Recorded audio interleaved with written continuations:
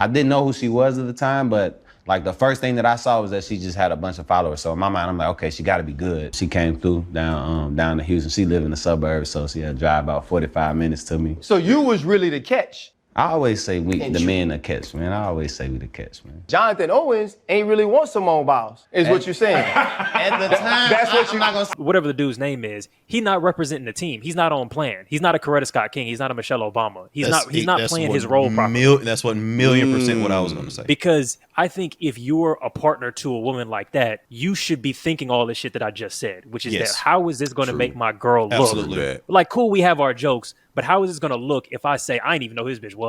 Olympic gold medalist, household name, Simone Biles. Nigga, what? Nobody's checking for you, bro. The reason you're on this podcast is because she's on that podcast. They're not there to interview you. But as far as how they met, he ain't do shit but tell the absolute truth. It just sounded like a typical like online dating story. Like, except that the girl was the pursuer in the situation and he was just like, who is this? Well, yeah, she was like really checking for you. It's like, well, she was like she was really pursuing me. That's not a lie. Nigga, I'm in the NFL. This is my 3rd year. I'm single. I'm still trying to do my thing. I'm still trying to be a little manhole a little bit. There's a lot of bad bitches out here that want your boy. I didn't know if I wanted to commit.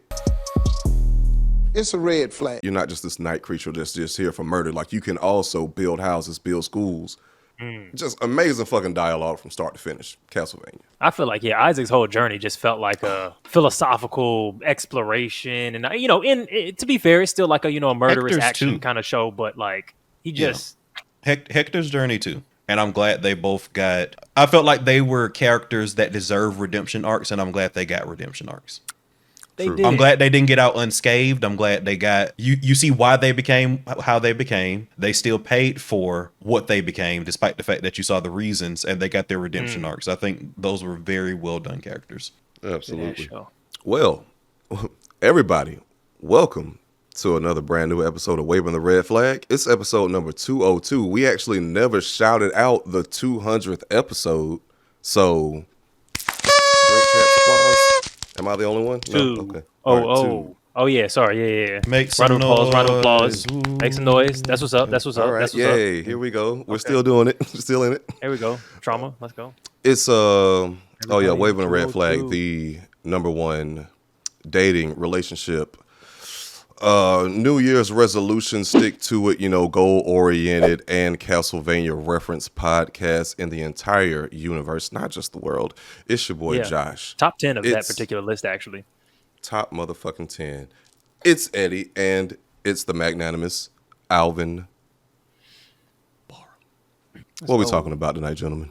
I think it's Simone, right? That's the #1 thing that's kind of on the docket if it's still fresh by Wednesday. Yes. Well, I mean, shit, fuck it. It will be again by the time we drop on Wednesday. So, hey. Y'all want me to... Let me pull up the video. We are the wave. I don't know. I saw a couple comments in the... whatchamacallit. They was like, I can't wait for y'all to talk about Simone Biles. And I was like, I don't know if you're going to like my takes. Because from what I saw... Ooh, okay. I mean, look. They're not going to like my take either. I think I'm probably going to end up halfway between you. I'm like... Let me see who this is. Gymnastics. I ain't never, I never really paid attention to gymnastics, so it piqued my curiosity, So I'm like, okay, I'll see what's up. I swiped her, and it said we matched, so I'm just like, oh, okay, so I'm gonna see what's up. So I go do my workout, and I come back, and I get I had some likes on my Instagram, and I'm like, oh, this might be. I'm like, okay. So I see what's up, and then I still waited. I'm like, man, I'm gonna wait till I, take a shower and everything. Then I come back to my phone, and then she messages me on the app, like, hey, you know what I mean? And I'm, man, this gotta be fake. Like, I don't know. I didn't know who she was at the time, but like the first thing that I saw was that she just had a bunch of followers. So in my mind, I'm like, okay, she gotta be good. I promise you, I'm a real life story. When she won the Olympics, I was in college, and we didn't have NBC, we didn't have Olympic channels, and we're in camp, late July, early August, so I'm not paying attention to, so I never would have had a moment to where I would have watched, Jonathan, I'm gonna let you finish your story, man. Continue. But like I was saying, man, I know it sounds crazy, she messaged me, this was like a Tuesday, And we texting back and forth, and then we hung out Friday, man. And we couldn't do much as COVID happened, everything was shut down. So she came through down to Houston. She lived in the suburbs, so she had to drive about 45 minutes to me. Then the rest is history, man. So you was really the catch in. I always say the men the catch, man. I always say we the catch, man. Yeah, so she really booked you. She did though. Is what you're saying? Cause I was fighting it. So in truth, if I say this out loud, was Jonathan Owens ain't really want Simone Biles. Is what you're saying? That's a fucked up question. You're not gonna say that. That's what you're saying. I was afraid. I was afraid to commit. I'm like, man, this is my third year. You know, I'm trying to. I'm like, it's kind of early. But you know, like I said, man, it happened when you least expect it. And we hung out, man. It was like we hit it off instantly. You know, we just laughed the whole night. Let's get ready to rumble, gentlemen. Where do we stand? Who's right? Who's wrong? Man, look, I think the podcast fucked it. Look, I think he went about the whole situation wrong. Oh boy. I think the podcast fucked him up twice as much as he was already fucking up. But I also think a little bit of grace is very much appropriate here, because I think that kind of like roasting your partner, like, oh, you know what I'm saying? I'm your blessing type of energy can work, but it absolutely did not here. Like I could see what it could have been, but it definitely didn't work here. Because he didn't do it right. And that's what a lot of people were saying. He did it wrong. He could have 100% made that situation into a positive. So I saw somebody talking about, and if you've seen Simone Biles interviews, it very much holds true how her competitive spirit, which is what has made her the most dominant gymnast in the history of gymnastics. Because as I continue to point out with Simone Biles, she does alien shit, even relative to her competitor. She does shit that no other like gymnast has done, can do, that judges don't even know how to score. They got to make new laws. They're making new scoring rubrics to, you know, handle some of the shit that she's done. So when you take a person like that and you put them in the dating scene, they're probably go-getters. You know what I mean? They're not going to wait for you to message back. They're going to fucking, they're going to fucking attack the situation. I want you. Yeah. And like, I'm finna make this shit happen. So he could have very easily had the conversation and put it in the lens of like, I love the fact that she's a go-getter and she goes and gets what she wants, everything in life. Like she finds something that she wants. She doesn't stop till she doing it. I love her tenacity. And that's one of the things that I like saw in those early interactions, and I just very much loved how she did that. And that's been the lens of our entire relationship. And you know, I'm a catch myself. You know, I'm an NFL. Like he could have thrown in some little jabs like that to kind of show like some playfulness and like all that kind of stuff. But he didn't do that. Fuck you up. Yeah. He came across as a guy that was like saying this shit semi in earnest. And to Eddie's point, as much as I like Ryan Clark and Crowder, like I like the pivot. They definitely played that shit up for likes, because they of all people knew exactly how they was gonna do, and they just let that shit happen. And again, they are there together, you know, doing some like cute couple shit. They know how each other act, but like the pivot team knew what that was gonna come across as, and they didn't clarify. They didn't shoot them no bail during that situation. I want to give this nigga.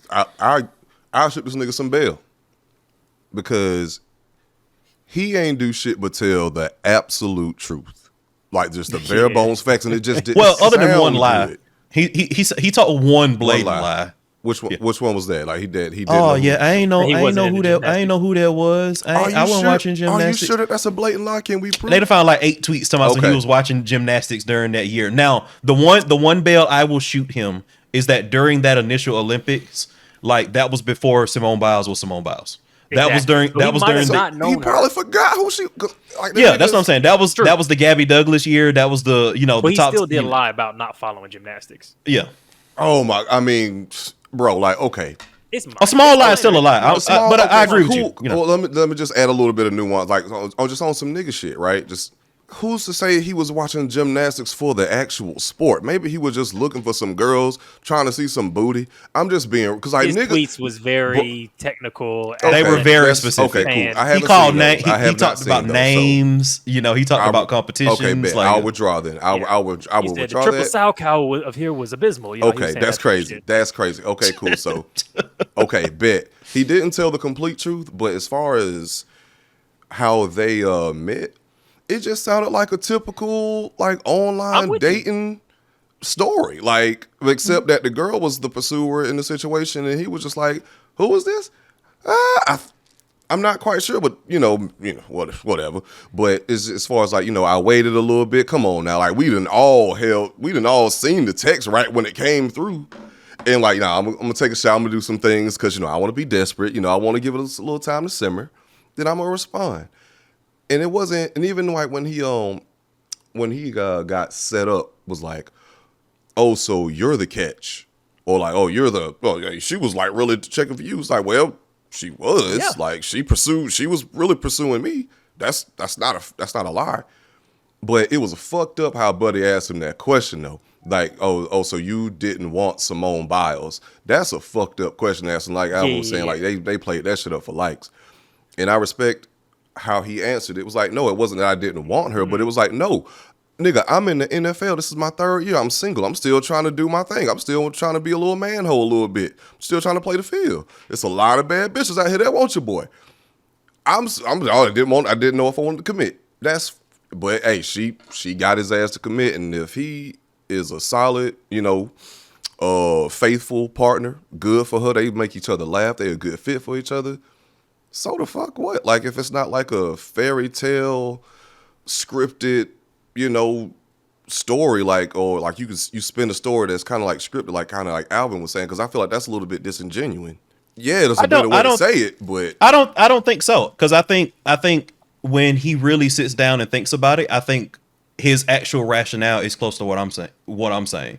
But you have people that sit down for a podcast, and we've all been victims of this. Is that for the people that don't know, we don't script this. So we sit down and we basically just have a rough outline of what we want to say and we just talk. Yeah. So a lot of times when you sit down in those kind of podcast environments, you're not gonna be having those deep introspective moments about what you really feel in those situations. You're gonna say the first thing that comes to your mind. Across. Yeah, you're not thinking about all that. So I guarantee you that if he was saying what he really felt about those situations after some thought, maybe writing down a couple notes, it probably would be closer to what I said than what he said, which is why I think I'm giving him a little grade. Yeah. See, this is why I said it's mostly the podcast, because what I noticed was something about the way that they edited shit.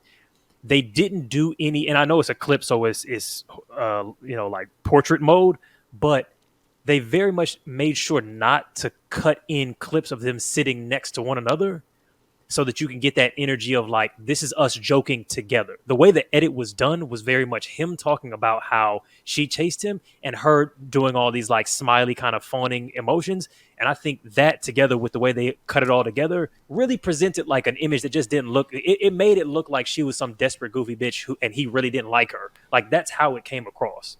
And that was not entirely his fault. So I'll show that bail. But I will say this though. I understand what he would maybe be saying if he was talking to like a regular, like around the way woman. Like he is an NFL player. And as many people keep talking about, he's not exactly like a marquee name in the NFL. He's a second string guy. He's got a 2-year minimum deal, which is still a lot of money, but he's not Aaron Rodgers. He's not. Oh yeah. He's not, Patrick Mahomes or anything like that. So I do think that even from a tongue-in-cheek perspective, you have to know how saying like you're the catch is going to come off. Because I'm not going to say if I'm a two-way NBA player and I'm dating Beyonce that I'm the catch. I don't care. This is where I gotta disagree. And I know that's a discussion point. But even if you're saying that in a jokey kind of fashion, because again, couples have their own little jokes. Couples are allowed to have their own little jokes. I think that makes you closer as a couple if you have your own little insider kind of thing. So I think that they probably have had that discussion before. Their net worths are also not particularly far apart, despite the fact that he's a minimum contract NFL player and she's the most dominant gymnast in the history of gymnastics. Their net worths are pretty similar. But you know how that comes across. And you're on a podcast. I think that's somewhat his responsibility, but I don't think that he was that off to be like, yeah, I'm the prize, she got me, because it's like, for what it like, I would argue that he's quite a handsome man, I would argue, but regardless of what my subjective opinion is, she obviously thinks the nigga's pretty.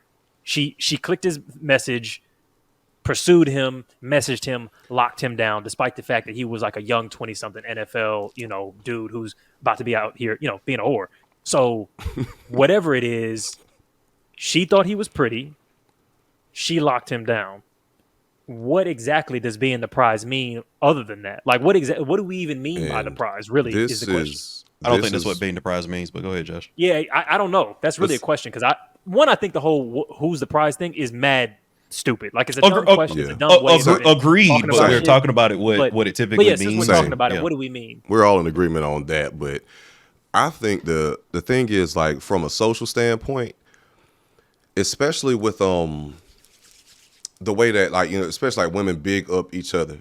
Like, even if it might not be the truest statements, but like women love to hear like a story of romance, to be like fond over, like, oh my God, he chose me, and like have something said about them the way Alvin would frame it, which is of course, like the better wording, the better thought process. And like when you really sit down to it, you really gather your words. If you know how to express it, yeah, like you can say it like that. But he got every right to feel like he is a prize catch of a man. This nigga is in the NFL. He's making even if he ain't making like a first string contract, he's making $1 million a year. His contract is $1 million a year. Minimum. He's tall. He's a relatively good looking dude. Even if he weren't an NFL player, I'm sure he's doing fine. Like, right. And just the thing is like, I don't think a lot of people care how he worded it, and made it seem like, because like, oh yeah, I always agree that the man is the prize. I strongly disagree with that bullshit. What does prize mean? Like, what does that mean? Okay, so there's like a sentiment that comes behind it, right? Like the man is the catch. Like, you know what I'm saying? Like, oh, the man is always the catch. It's like, nah, my nigga, allowed it. Okay, so I think Eddie is thinking of prize as in like you're something to be won, right? He's thinking like you ran a race and you got a trophy. When most people say that you're the prize, that means that you're the better aspect of the relationship. That means that you're the one that, like, you make the most money. You're the better looking one. That's the connotation of saying like you're the prize, and that's how the internet is responding to this. When they're saying and defending like Simone in that situation, they're saying like, oh, I don't even know who you are. Okay, like I didn't even know who you are. Like we only know you because you're her husband. So that's what people are looking at. Why would anyone even want to identify as the prize if that's what that means? Like, I think, which is why I agree with her. Settling for a worse option than me. Which is why I think that like your questioning of whether or not that's even a healthy concept to begin with is completely valid, and I agree that it's not. But that's what most people think. Most people aren't looking at like, I worked real hard and I won this. They're like, I'm the prize because I'm the better. I'm the person that settled. Superior partner. And if he would have said that he felt like she was the prize and that he was like stumbled onto this, oh my God, like, oh yeah, man, she's my prize. No, nobody would have had a problem with that. No. Nobody would have had a problem with that. I want to say that I do think there's, because one of the first comments I saw was someone saying, when am I going to get to see relationships where dark-skinned black women are fawned over? And I think that's a larger context for this shit. I think if it was a different like couple, or a couple who had been together longer or whatever, if it was Sam Jackson and his wife or something like that, I feel like this whole thing would come across a little bit different. But I think because she's an accomplished black woman and dark skin, he's a kind of whatever brown skin, light skin dude. I think all of that together makes this come across as like, it's bigger than this one interaction. It's about like, what do black romances look like? Where do black women fit into, this like, and it is something that you said before, that there's this narrative around what it is to participate in romance as a feminine person. It's like with the should your woman propose to you shit. Like, and women who are super progressive are like, I would never get on bended knee for a man. And it's like, because there's this sense that to be loved and valued as a woman in romance is to be fawned over in a particular way. And if you're not, if you're the pursuer, if you're the initiator, whatever, then that somehow makes you lesser. Yeah. Because you're not accessing a certain type of femininity that's been like held up as the standard. And then I think a lot of them also know that they man probably would not want that either. But that's I wholeheartedly agree with yeah. your point too. I wholeheartedly agree with that point too. And I think, and this is my whatever the dude's name is, he's not representing the team. He's not on plan. He's not a Coretta Scott King. He's not a Michelle Obama. He's not playing his role properly. That's what 1,000,000% what I was going to say. Because I think if you're a partner to a woman like that, you should be thinking all the shit that I just said, which is that how is this going to make my girl look? Absolutely. Like, cool, we have our jokes, but how is this going to look if I say I didn't even know who his bitch was? Olympic gold medalist, household name, Simone Biles. Nigga, what? That's really not the way you want to go about it. I feel you on that. If it was a white woman, maybe it'd be different. But in this context, I don't think it's the way to go about it. And it just makes her look goofy, and you're just not playing your role because nobody's checking for you, bro. The reason you're on this podcast is because she's on that podcast. They're not there to interview you. Exactly. Like, come on. And it's also just marriage is largely about social stuff, right? In the current context, especially, right? Like it's a social contract. How you guys present yourselves, like socially, how you present yourself socially, like impacts your wife, right? So he should 100% be thinking about like all of that stuff. Even if let's say he was Patrick Mahomes and this was a Patrick and Brittany Mahomes like interview. You know what I'm saying? Like we only know who Brittany Mahomes is because of Patrick Mahomes. Like that guy. Let's say the dynamic switch. I still think Patrick should do what he needs to do to cover his wife to make sure that like, you know, she's not feeling some type of way about anything that he's saying as well, because that's what I think ultimately a marriage is. It's that level of social contract. Better one.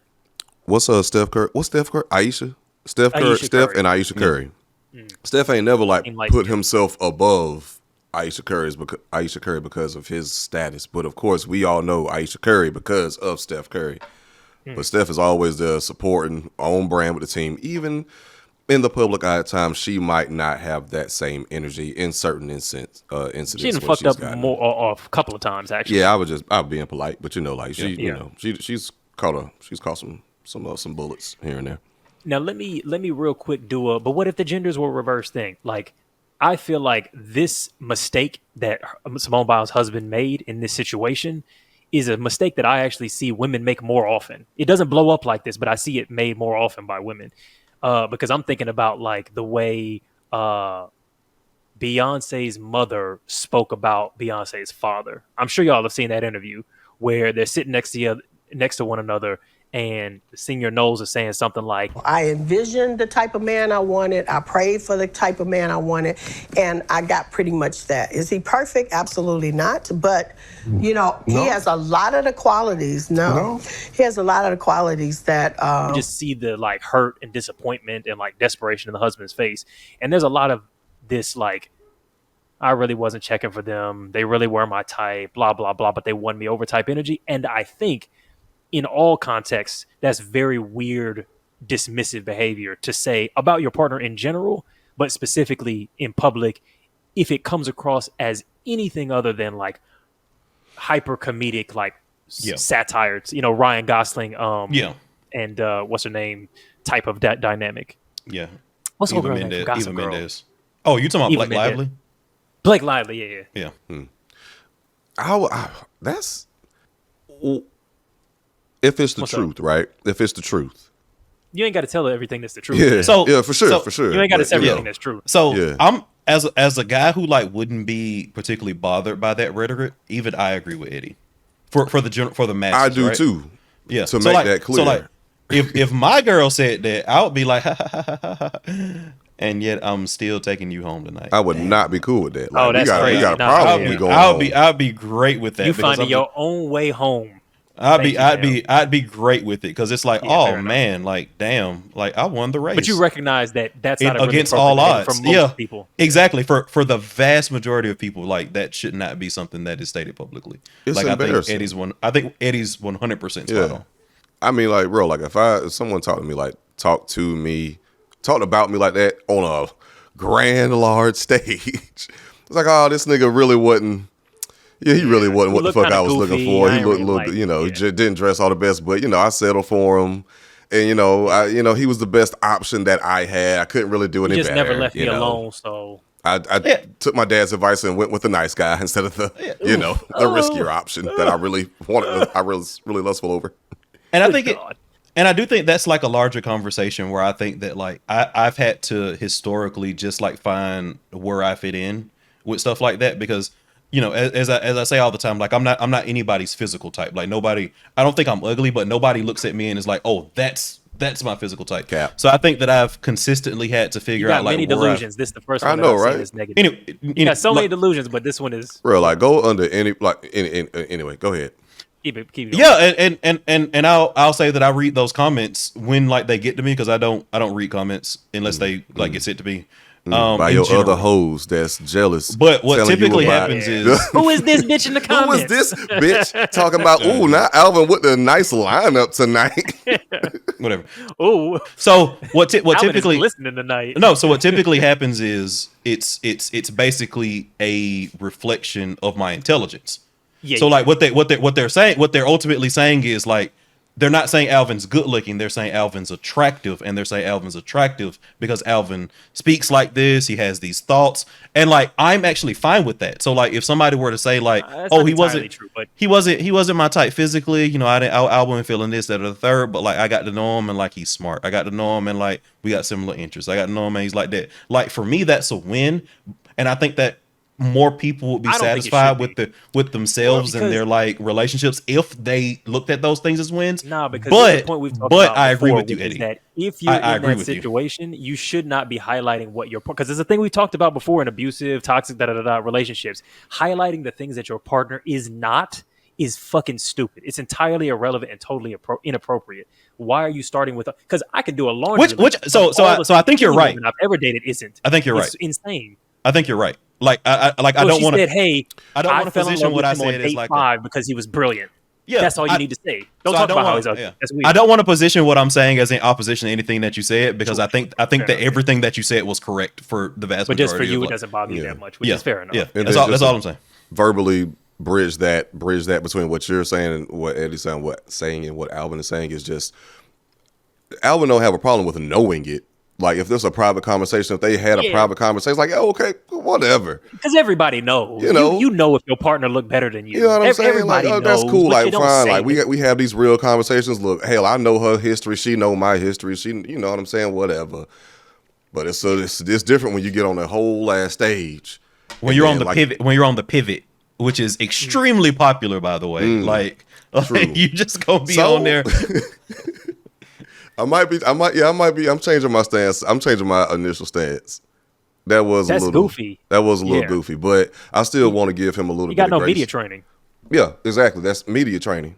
I think that's what a lot of it kind of boiled down to. Look, and I'll go further, and this is my last thing, but I'll go further than what Alvin said. I don't even think he needed to make it into like a, and I loved her tenacity. I don't even think he needed to be that earnest. I think he just is just a tone thing, and it's a reassurance thing. I think if they had a shot with them next to each other, and while he was saying this, he had a hand on her knee, or was holding her hand, or just like a reassuring touch on top of being like, shit, I know I'm the prize. You know what I'm saying? She won me. I'm her blessing. There's a He way gave to some do light that. skinned eyes at the same time, Right. and then they Gave would her have been some like, light "Oh skin yeah."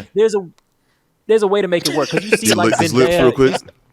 Yeah, if he made it kind of goofy, like because we've seen the way Zendaya and Tom Holland, sometimes you roast one another. There's a way to roast that comes across universally as satirical, Tongue in and funny, cheek, and like we joking together. We joke that I'm her prize. You know what I'm saying?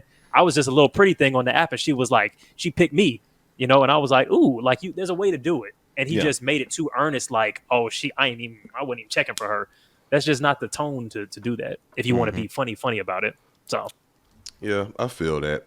Well, goddamn, I should have had this thing pulled up. Speaking of, I guess, like, continuing the thing with relationships, what do y'all think about, like, when your partners aren't necessarily equally yoked and you have, like, one partner, in this case being like an overthinking girlfriend with a with a boyfriend that has to be, like, reassuring often? abuse. Abuse? How so? Can you? I think it depends on the context, but the context, because I'm assuming you're referring to that. Yeah, the tweet. What's up? Abuse. Well, maybe it depends on context, but like You're right. Well, this nigga Prison immediately. right. walk it back, King. You know, That's what I do, man. That nigga put that picket sign down real quick, didn't he? Yeah.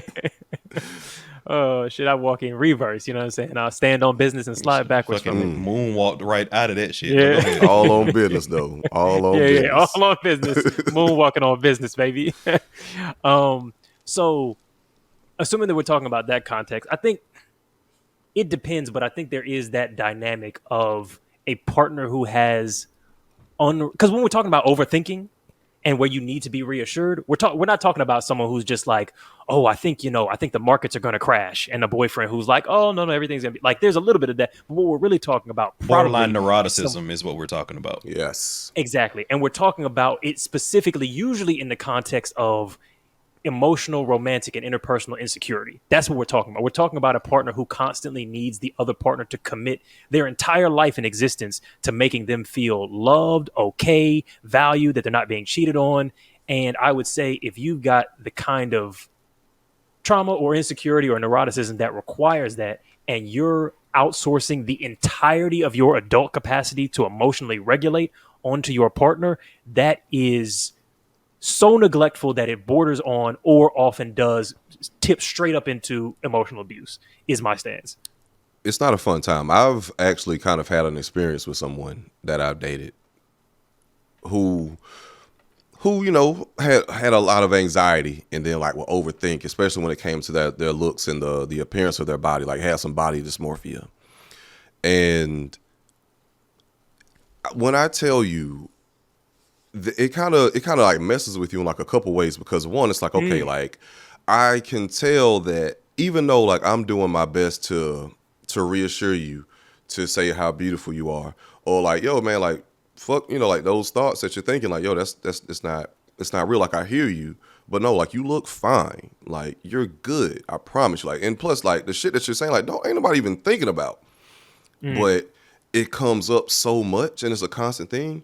And then within that, as that person's a steady like voice in their life, since they don't believe it in their own head, they begin to take your words for granted.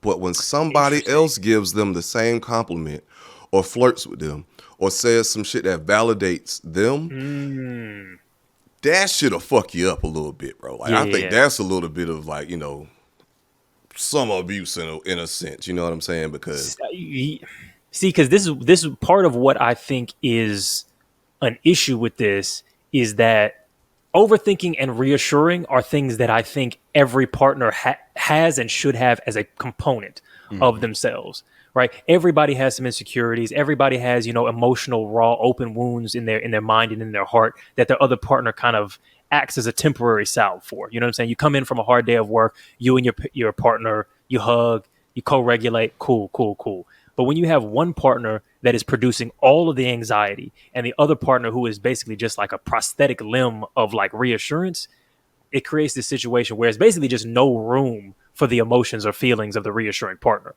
which I think is kind of related to what you're saying, which is that like this whole relationship becomes about them being validated, whether it's by you or the next man.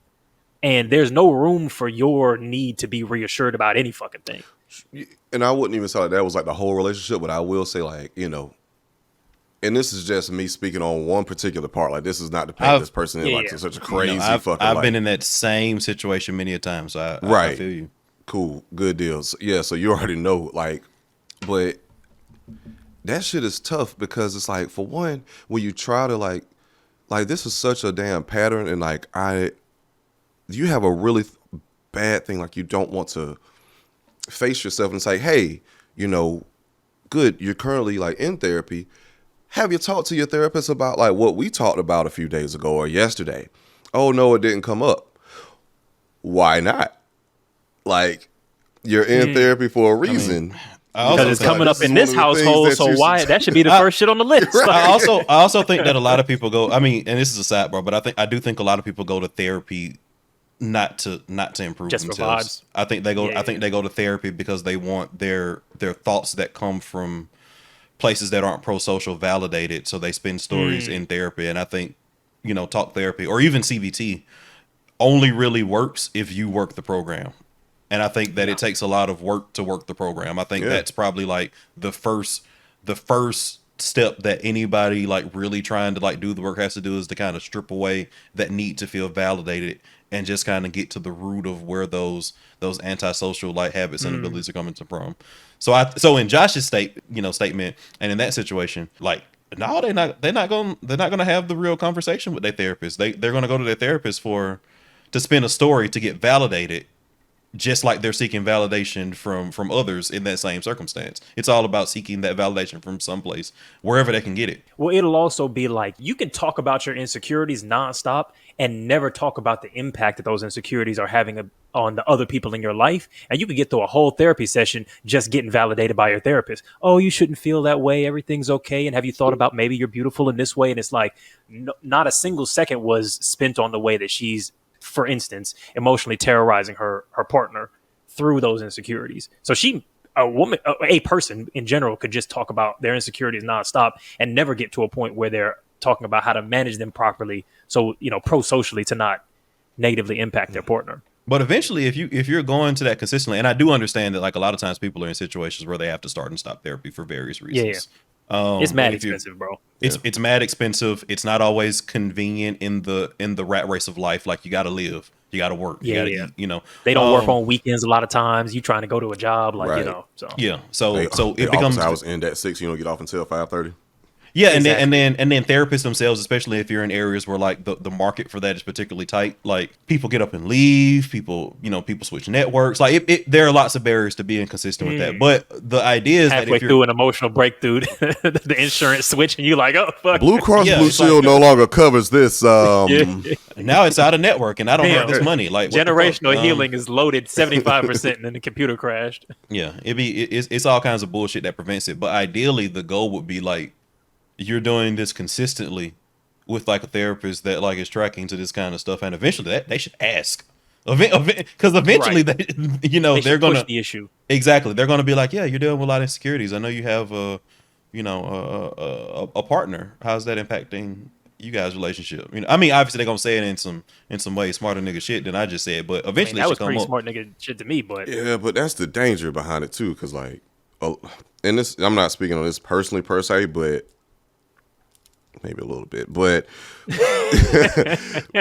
but when you get one side of the story and they don't take the care to like,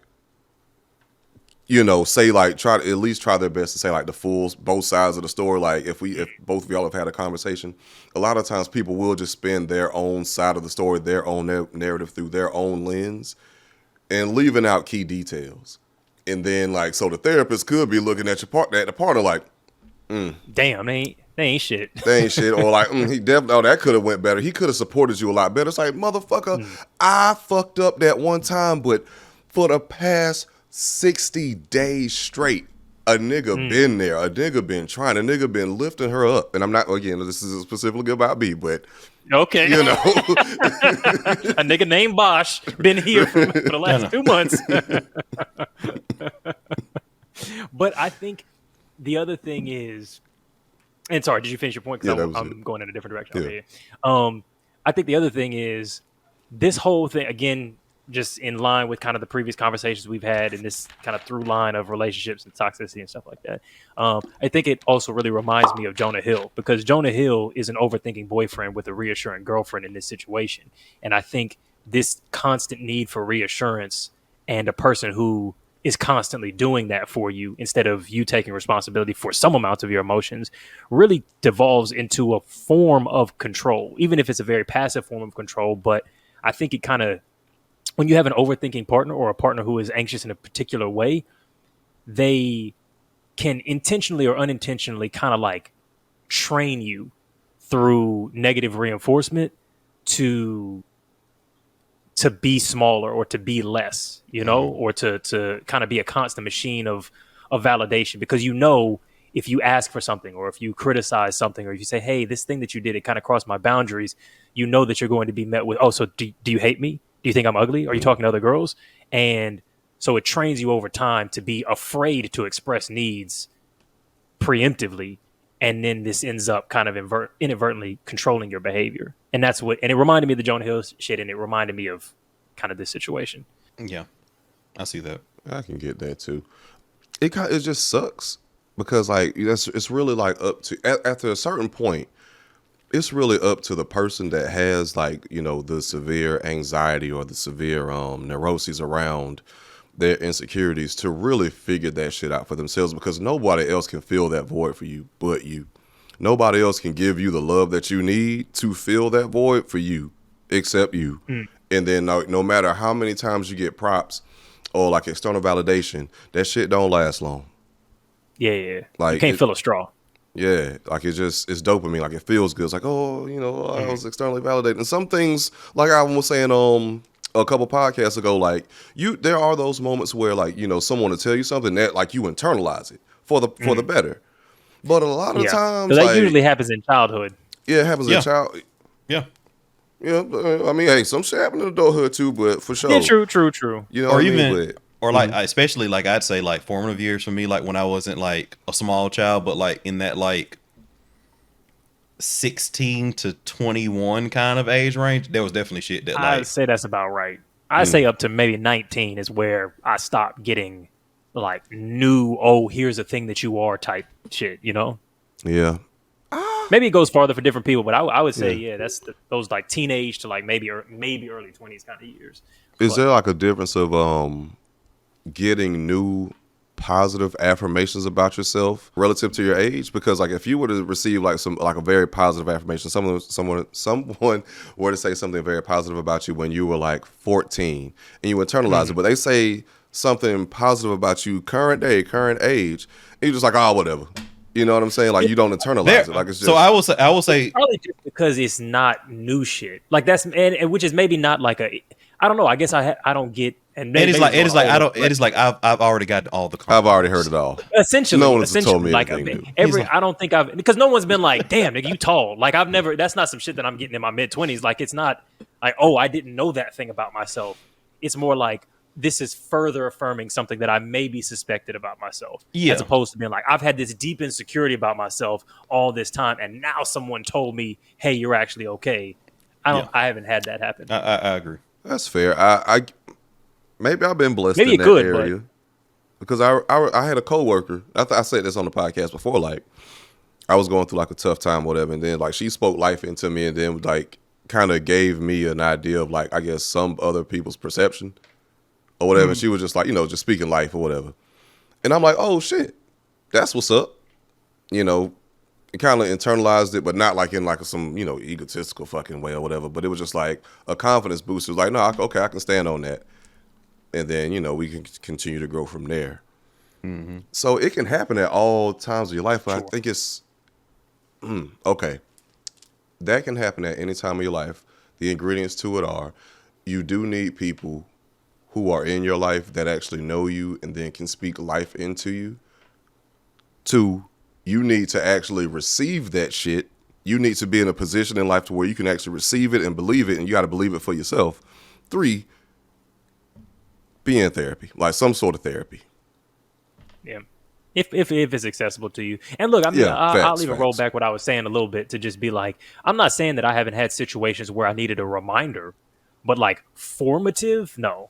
So like, because even you and I, Josh, have had like private conversations where I'm like not in a good spot about XYZ thing. And it just helps to have somebody kind of help lay out for you the roadmap of like, oh, have you thought about this? Or have you considered this? Or have you remembered when you were in this situation before? You got through it. Like you might not need someone to tell you for the first time, but you might need them to tell you this time that like, hey, you're okay, or hey, you got it, or hey, you're beautiful, or you're handsome, or you're wanted, or you're loved, or whatever.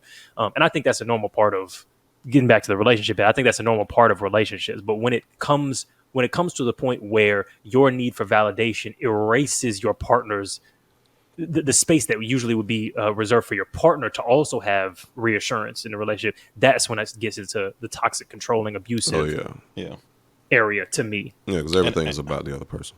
Yeah, exactly. and I will say that like I've tackled those like because that's a frequent thing for me. Like I've often said that's just like what I attract. I think the stability that I project on some level probably does attract that. So I get a lot of the quote unquote over anxious types like historically. So I'm very direct, and I'm probably direct in a way that may not necessarily always be helpful, but I'm very much like, you got a few times to have this conversation with me, and I'm like, let's break down why you feel like this. Let's break down the core of this issue, and then we're going to put together a plan to attack this so that I don't have to have this conversation every 2 days. Because for the rest of my fucking life, because I'm not about to do that shit. Yeah, and like I will do that. And then I've even gotten to the point of like, I don't have time to have these kind of conversations. I don't have time to do this. I'm like, man, hey, cool, man, I'll do it for you. I'll put together a plan. Let's have a, just give me, I'll call the therapist. Say less, baby. I got you. Yeah, just give me some ground stuff. Some scheduling kind of stuff. Like I'll book the appointments. I'll pay. I'll do this. I'll make sure you get there on time. That's the reassuring boyfriend. That might I've and real quick. It's what I attract, man. It's what I attract. I can honestly sees how somebody that, if y'all broke up and she was not too fond of you for whatever reason, how they could take that and say that you were abusive and manipulative. You think so? Absolutely. And say how he would frame it, because for one, kind of maybe knowing Alvin a little bit, and sometimes how he might come off very matter of fact. I can see through those actions that he just described of being like, he wasn't emotionally available. Like he just wouldn't understand that I needed to take so much time to figure out my emotions, to work through things. And of course, when she's saying these things about Alvin, they don't understand what the fuck he's actually having to do and go through and the whys behind it.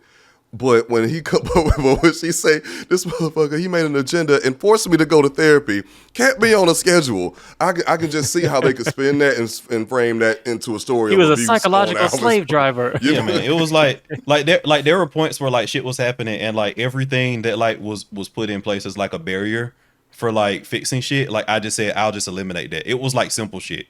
It'll be well, I don't have time to do everyday shit. I was like, give me every single errand that you do during the course of a week and I'll do it.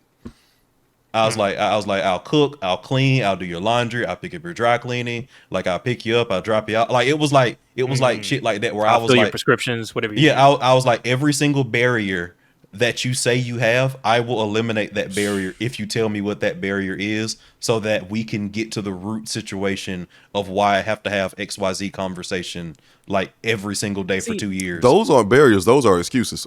Go ahead, I'm sorry. Precisely. Well, sometimes they're barriers. I think it's valid. Because a lot of the times, I think there are excuses and there are reasons. You know what I mean? And I think the connotations life is because I'm just saying, a lot of the times, you want somebody more, you want something more for the other person than they want for themselves, or hey, they just not at that point where they can actually take action on it, regardless of if the barrier gets moved. Right.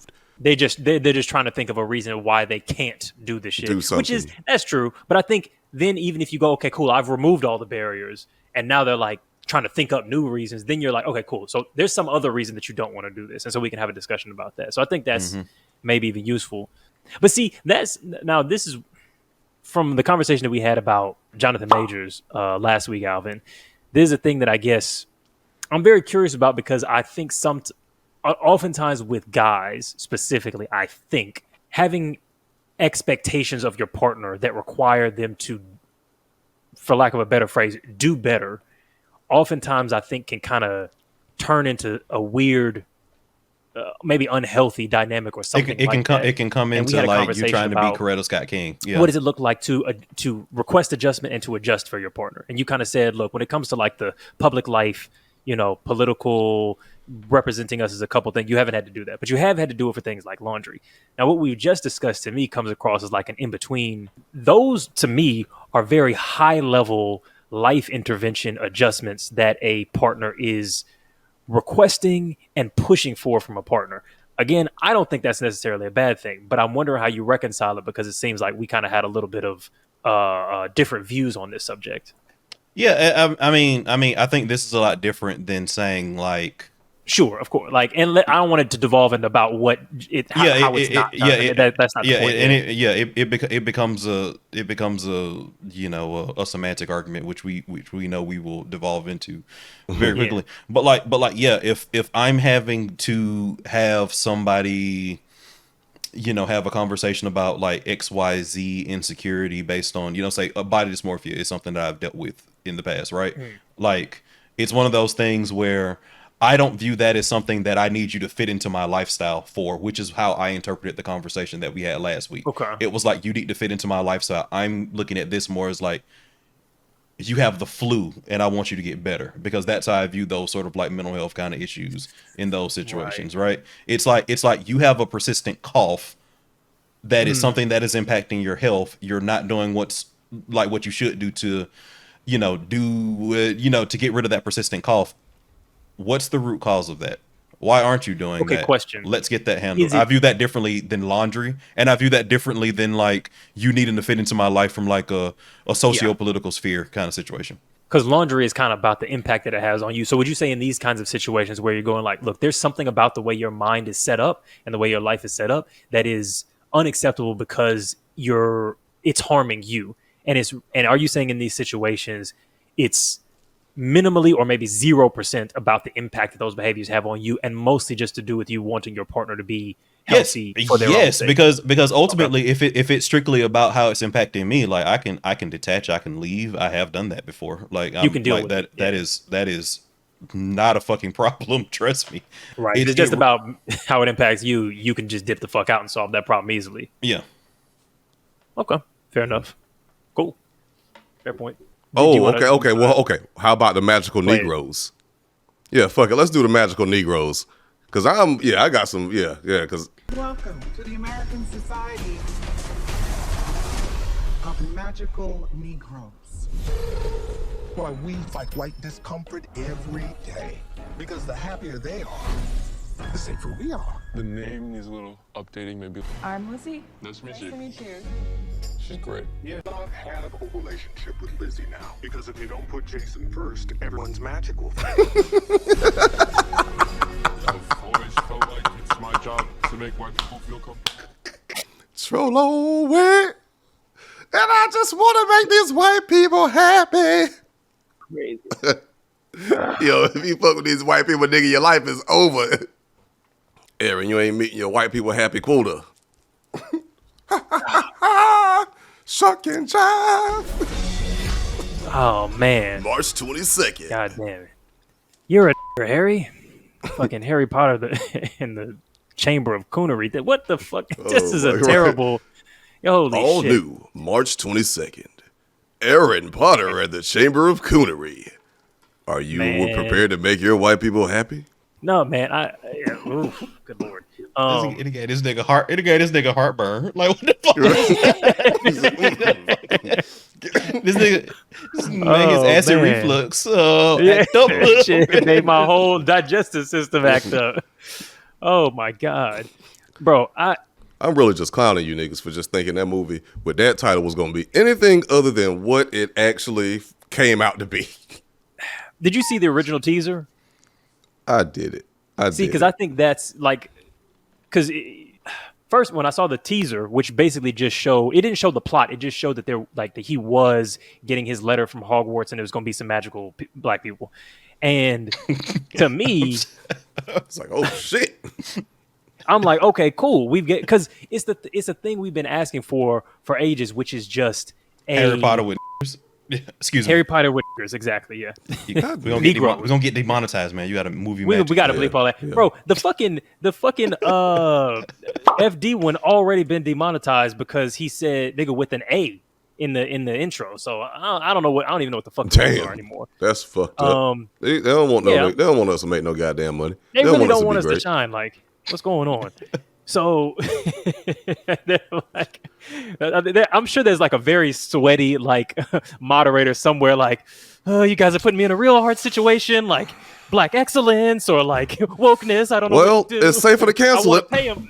Yeah. Safer to cancel it is wild. Give black people just erase the whole thing. But then that's taking money out of black creators' hands. Oh fuck! I don't know what to do. They keep saying the N-word. Yeah, they don't give a fuck.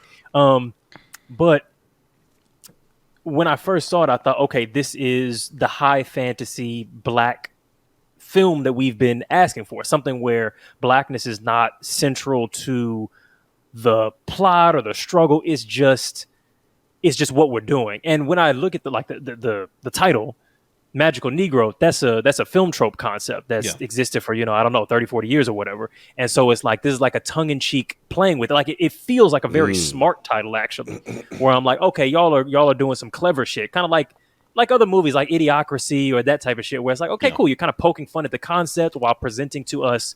It's like, it's telling you, hey, I'm aware that this kind of movie doesn't exist while I'm presenting it to you.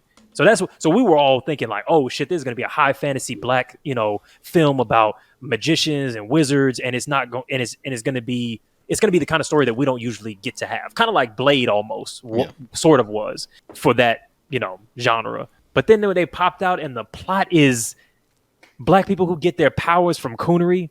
And one mixed man, challenges the entire system for the chance to be with a white woman. Like who the fuck who greenlit this shit? Why did these actors sign up for this? I can tell you exactly. It makes sense to me. Like it makes sense from it makes sense from a typical film trope. Like this is the same shit that we always get, and it makes sense because look, check this out. If they're gonna do something like this, especially for the first time, right? Yeah. Of course. You want a good, happy little light-skinned, he got, vanilla in the DNA. Wes Anderson, you know what I'm saying? Black type of Michael Cera type of, he's awkward, he's black, but he's not dangerous. And then again, niggas, magical Negroes, of course, there's gonna be some white women involved, but really? Oh my God, nigga, come on, baby.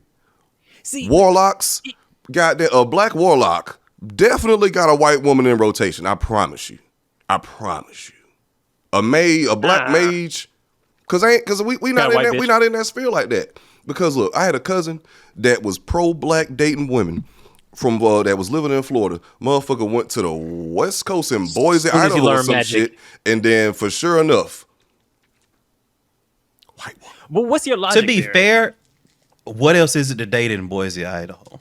Exactly, that's what I'm saying. And what else is there to date in the realm of mages and the magic other than the whites? The point is that everybody would be black. That's literally the whole point. Is that it wouldn't be the three magical niggas, at Hogwarts. It would be the society of magical Negroes. So you mean to tell me that they was the ones that found the magic? Like there wasn't no other niggas? Yeah, nigga. Using magic.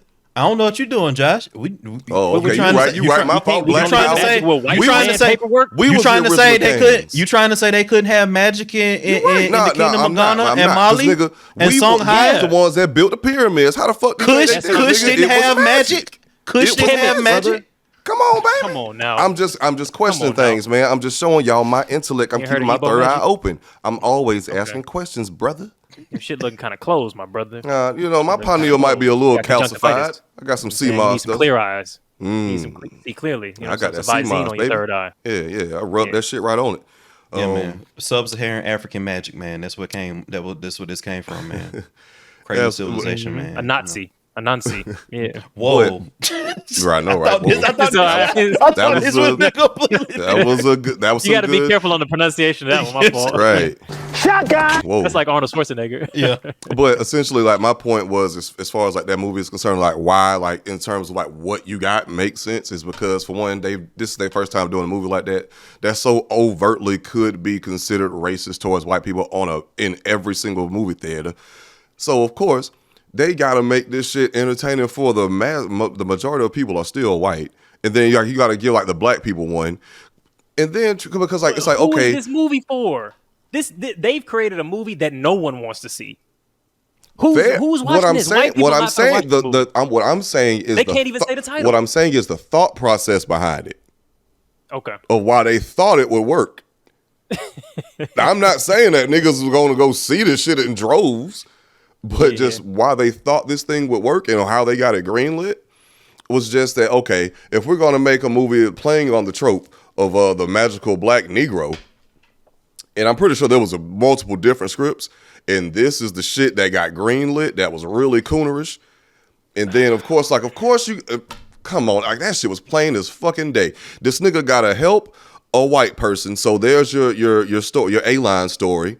the redemption story or whatever, this white man, oh, he's not actually that bad. Oh my God, he's so relatable. We love this character. Oh, and he just needed a magical nigga to come in his life and let you see how lovable he fucking was while simultaneously falling in love with a white woman. That, oh no, his white man is falling in love with too. What do they do? See, here's my thing. The whole movie actually would have worked if the love interest wasn't a white woman. And I know you said like there's maybe in-story logic for why that would be the case, which we've already kind of disagreed and kind of debunked that anyway. But this is not the movie for a white love interest. Obviously nothing against that, but this is not the movie for that. Because if the plot was the American Society of Magical Negroes is okay. So first of all, Josh, are you like familiar with the concept of the Magical Negro? Oh, because that's, I think, kind of part of it. Yeah, you know. Okay. So with that, our audience knows what the fuck the shit is. So Mr. within Bojangles, that context, that kind of shit. Exactly. Bagger Vance. So you've got this situation where this is literally like, it's almost like saying like this film trope, there's actually a society that creates the shit. Like kind of like I've seen this done in movies before. What's an example of this? Where they kind of go like, that funny thing that you see in movies, that's actually like a real thing. Like The Help. Maybe. I haven't seen that. Maybe. That's the one.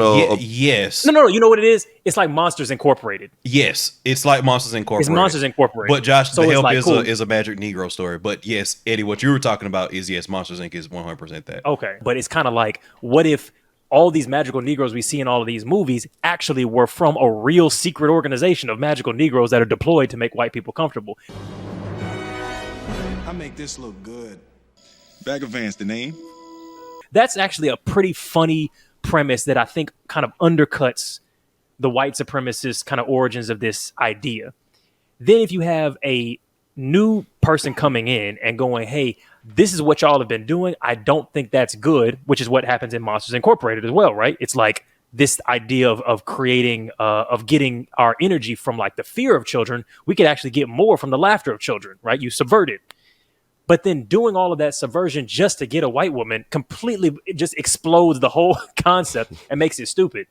If they had done that same plot, but just had some other motivating factor for him not wanting to not seek white approval than getting white approval, then it would have made sense. But what about Asian approval? Because of that. Indian approval. Or did it need to be a black woman? Indian, you could maybe get away with South Asian, but definitely not East Asian.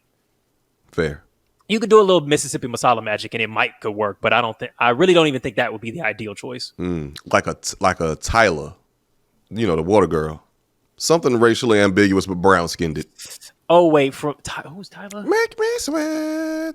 Make me hot. Oh yeah. You could. That could work. She's black in America, so. She's black in America. Yeah, she's colored in South Africa. She's colored in South Africa because they have different concepts of what that means, which I respect, and I'm gonna let them do what they do. But she's black in America, like she's black. Like I look at her and I see a black woman. Okay, well, I'm glad you understood where I was coming from with that. Yeah, but I knew what she was talking about. Yeah. But that's what I think is the issue. I think literally up until that point, they could have made the plot work. Oh, they absolutely could have made the plot work, and I'm sure there was a script where the plot did work. They just wasn't releasing that shit. Not this year. That's gonna be the Snyder cut. Because man, if the movie ended and he was like, "I found my black woman, and now we're gonna overthrow and make it the magical society of pro-black magicians, and we're gonna take over the world," like that'd be a great movie. I watch that. Or what if like there's one where like the white woman becomes his Coretta Scott King, and they do that anyway? You know what I mean? Like it just comes full circle. I wonder if that's what's gonna happen. That could, because I feel like that might be what happens in this movie. It'd be hilarious if somehow like the actual trailer really threw everyone for a loop, and it was really totally like it was like really pro-black and progressive, but the trailer just completely threw everybody for a loop and got everybody pissed off. But they showed a picture of the dude who directed it and some of his previous movies, and it's not looking good. White dude? What do he look like? No, he is the same race as the main character. Maybe he's under duress. Oh, you think somebody's forcing his hand? I mean, kinda. You know what I mean? Like creatively, like I mean, plus like it's a big opportunity. You're not gonna say acting through him like the Holy Ghost. Yeah. And then plus, I mean, like, do we know? Is he a household name? Like who's going to turn down this opportunity if it means like advancing your career? Like, you know, sometimes you got to turn down the shuck and jive. Man, yeah, it's true. Come on now. I'm pretty sure that's true. That's true. Let's be real. Yeah, man. Yeah. Okay. Fair enough. Eddie Button tell me to say something. Sometimes I just be saying it, man. You know what I mean? You just got to say it. Sometimes you got to cash some checks. You know what I mean? Nigga, I love Anaconda malt liquor.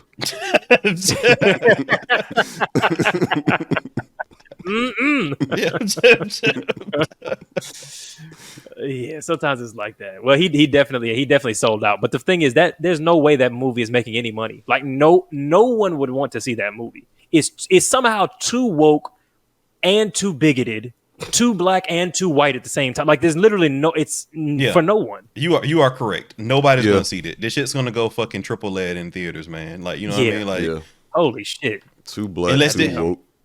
Triple laundry lint with no features. Yeah, man. Unless this shit, to Eddie's point, unless this shit got the most banger ending in the history of endings, that just like on some Christopher Nolan The Prestige type shit in like a rom-com, like this shit's going nowhere.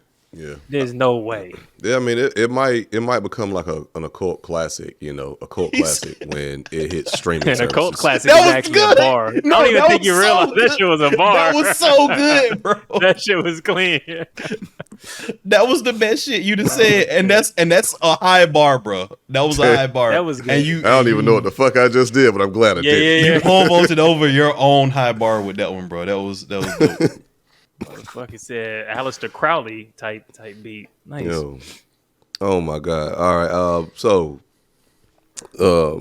everybody, good people, if you're on a podcast or like on a global stage of some sort and your significant other or partner isn't bigging you up, you might be seeing a red flag. But, if you a nigga with magical superpowers, but they only work when you're cooning and trying to make white people the happiest they can be while simultaneously falling for your caucus queen, it's definitely you that's waving a red flag. Good people, it's been the Waving a Red Flag podcast. It's your boy Josh, it's Eddie, and the magnanimous Alvin yet again for another banger of an episode. Happy New Year's to y'all. This episode is gonna come out like right before it, but Happy New Year's and many peace, blessings, fulfilled resolutions to you all. Cop that Patreon and or Spotify and or YouTube memberships if you want the bonus content, the live streams, the Discord access, the DM access. If you want to be part of the community, you know what I'm saying? Turn it like and subscribe. Notification bell. Ding ding. Ding ding. Comment. Subscribe. Ding ding ding ding. Yep. Yeah. Yeah. What Eddie said. Do that, please. That's it. And thank you. Okay.